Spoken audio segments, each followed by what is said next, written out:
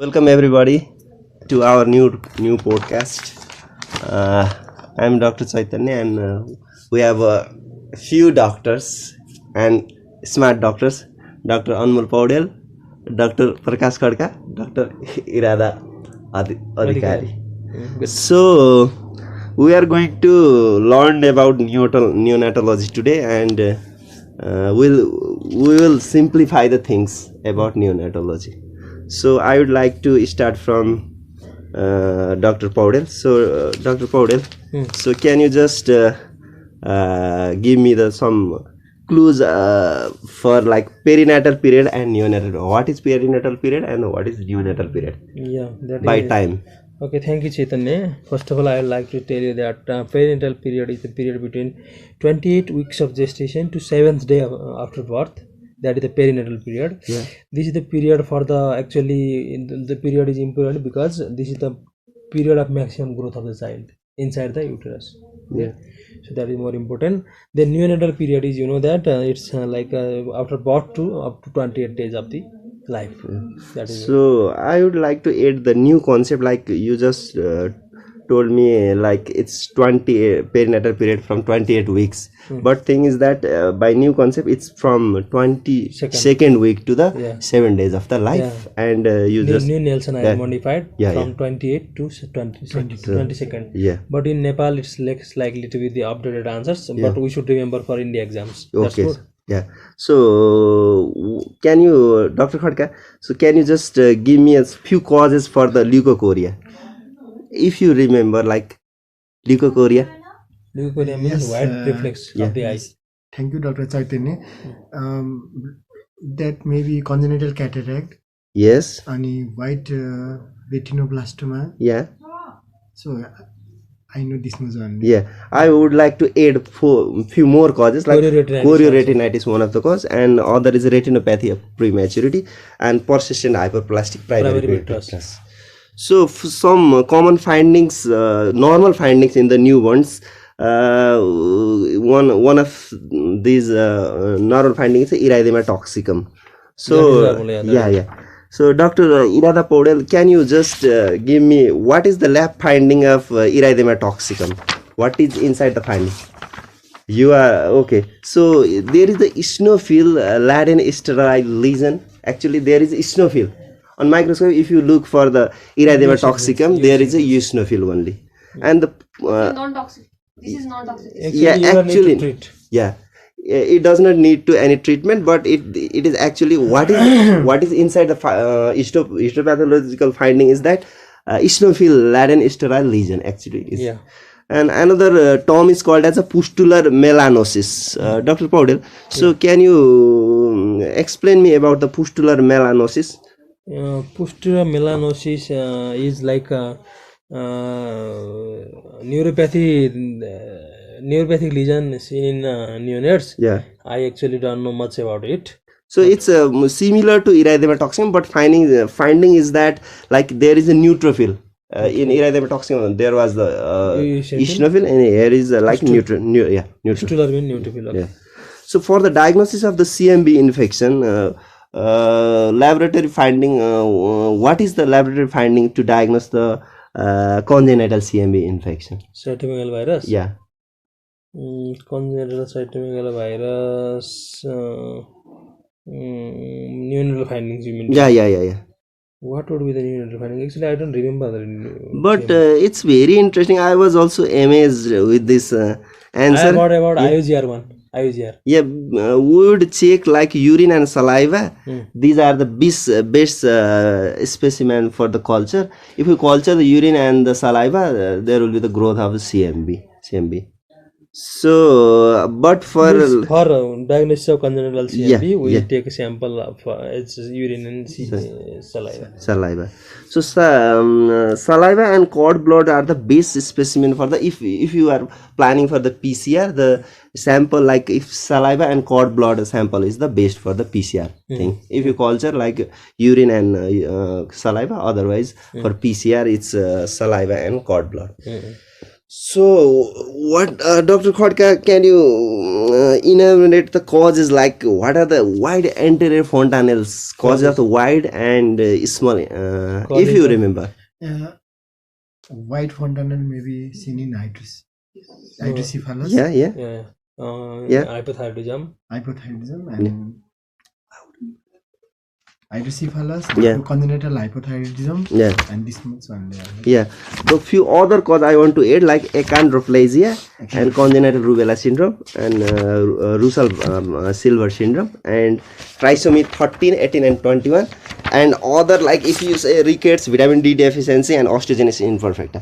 And if you look for the small fontanelles, there is a microcephaly is small and other is the craniosynostosis and Woodman bones disease and congenital Would you hypothyroidism. again repeat the causes of the large fontanelle? Large is, if you say achondroplasia, Achondroplasia. yeah, congenital rubella syndrome, Congenital and Russell Silver Russell Silver syndrome. and hydrocephalus, and Hydrocephalus. trisomy is 13, 18 All and 21. trisomy is 13, Yeah. 18, 20 and means Yeah. photo also present with Yeah. And down. also present with in large fontanelle. Okay, Yeah. good concept. So, Dr. Irada, I want to ask one question. If you want to mention the thing, like if what are the normal AFGAR scores with the neonatal acidosis condition in which the normal AFGAR with the acidosis? Thank you, Dr. Chakrine, for questioning, but Yeah, I'm not pretty sure about the answers. yeah. So could you please elaborate yourself? Yeah, there are few abnormal causes actually. High fetal catecholamine levels like maternal acidosis and some full-term infant. Maternal acidosis with full-term infants. Means child has a normal AFGAR score, Yeah, is still having yes, means acidosis. acidosis. Yeah, That can be maternal cause, one thing. yeah. The next cause is Only one cause is like maternal acidosis, and some fetal full-term infants. Some normal full-term infant can have metabolic acidosis. acidosis, and some low AFGAR without acidosis. Some causes, Dr. Khodka, can you just tell me the causes of low AFGAR without acidosis? So thank you, Dr. Chaitanya.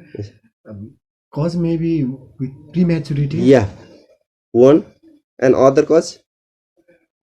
Yeah, other cause like spinal cord trauma and diaphragmatic hernia and choanal atresia could be the low AFGAR without acidosis. So you meant to say choanal atresia? Yeah, diaphragmatic hernia and spinal cord trauma and premature. Why are you focusing acidosis with the AFGAR score?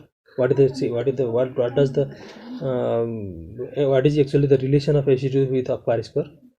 Yeah, because I'm not sure, but pretty frequently it's asked in the question paper. So I just mention the causes. I don't know. Generally, it is presumed to be low AFGAR. Those infants who have low AFGAR are likely to have acidosis. Yeah. But it's not always like that. There are certain conditions, as you told. Yeah. That may be the reason. Yeah, Okay. So, what is cold stress? Dr. Paudel, can you say what is the temperature to say cold stress and moderate hypothermia and severe hypothermia? That's the very good question. Actually, this question was also asked in one of the in Nepal exam. Yeah. First of all, I would like to tell you the normal temperature of the baby. Yeah. The normal temperature of the baby is like 36.5 to 36.5 to 37.5. Yeah. Okay, when you call it cold stress when it is between 36 to 36.5 or 4. Yeah. Okay, 36 to 36.4 is the cold stress. Yeah. Then moderate hypothermia is 32 to 35.9 degrees centigrade.